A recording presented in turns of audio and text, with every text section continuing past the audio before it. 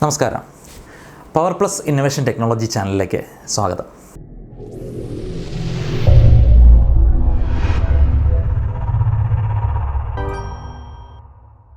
പുതിയ വീടിൻ്റെ പണി നടക്കുന്ന സമയത്ത് ഒരു സോളാർ സിസ്റ്റം സ്ഥാപിക്കുന്നതിനായി എന്തെല്ലാം മുന്നൊരുക്കങ്ങളാണ് ചെയ്യേണ്ടത് എന്നാണ് ഇന്നത്തെ ഈ എപ്പിസോഡിലൂടെ പ്രതിപാദിക്കുന്നത്. പ്രധാനമായും രണ്ട് തരത്തിലുള്ള സോളാർ സിസ്റ്റമാണ് നമുക്കുള്ളത്. ഒന്ന് ബാറ്ററി ഉപയോഗിച്ചുള്ള ഓഫ് ഗ്രിഡ് സോളാർ സിസ്റ്റവും KSEBയുടെ ലൈനുമായി സിങ്ക്രണൈസ് ചെയ്യുന്ന ഓൺ ഗ്രിഡ് സോളാർ സിസ്റ്റവും. ഓഫ് ഗ്രിഡിനെ പറ്റിയും ഓൺ ഗ്രിഡിനെ പറ്റിയും കൂടുതലായി അറിയേണ്ടവർക്ക് ഡിസ്ക്രിപ്ഷനിൽ ലിങ്ക് കൊടുത്തിട്ടുണ്ട്. അത് രണ്ടും പ്രത്യേകം ഒരു വീഡിയോ ആയിട്ട് ചെയ്തിട്ടുണ്ട്. അത് നിങ്ങൾക്ക് ലിങ്കിൽ ക്ലിക്ക് ചെയ്ത് പോയി കാണാവുന്നതാണ്.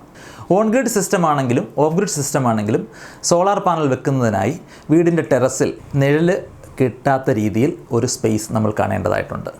1 കിലോവാട്ടിൻ്റെ ഒരു സിസ്റ്റമാണ് നമ്മൾ വെക്കാൻ ഉദ്ദേശിക്കുന്നതെങ്കിൽ 100 സ്ക്വയർ ഫീറ്റ് സ്പേസ് നമുക്ക് ആവശ്യമായിട്ടുണ്ട്.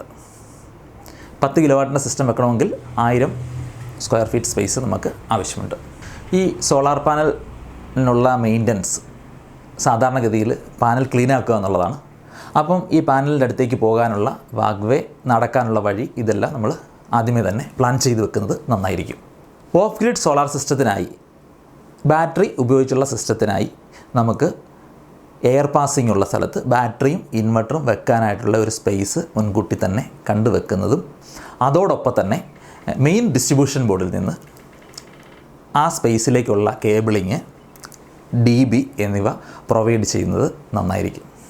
ഓൺ ഗ്രിഡ് സോളാർ സിസ്റ്റം ആണെങ്കിൽ മെയിനായിട്ട് നമ്മൾ ചെയ്യാനുള്ളത്, സാധാരണഗതിയിൽ 1 മീറ്റർ ബോക്സ് ആണ് നമ്മൾ പുറത്ത് കൺസീൽഡ് ചെയ്ത് വെക്കുന്നത്. അതിന് പകരം 2 മീറ്റർ ബോക്സ് നമ്മൾ കൺസീൽഡ് ചെയ്ത് വെക്കേണ്ടതായിട്ടുണ്ട്.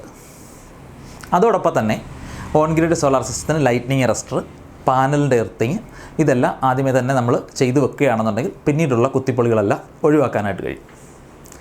എന്തെങ്കിലും ഇതിൻ്റെ ആയിട്ട് കൂടുതൽ ഡീറ്റെയിൽസ് ആയിട്ട് സംശയമായിട്ട് എന്തെങ്കിലും ഉണ്ടെന്നുണ്ടെങ്കിൽ നിങ്ങൾക്ക് കാണുന്ന നമ്പറിൽ വിളിച്ചു കഴിഞ്ഞാൽ ടെക്നീഷ്യനുമായിട്ട് നേരിട്ട് തന്നെ സംസാരിച്ച് അവർക്ക് ആവശ്യമുള്ള ഡീറ്റെയിൽസ് കൊടുക്കുന്നതിന് ബുദ്ധിമുട്ടൊന്നുമില്ല. നിങ്ങൾക്ക് ഏത് സമയത്തും വിളിക്കാവുന്നതാണ്.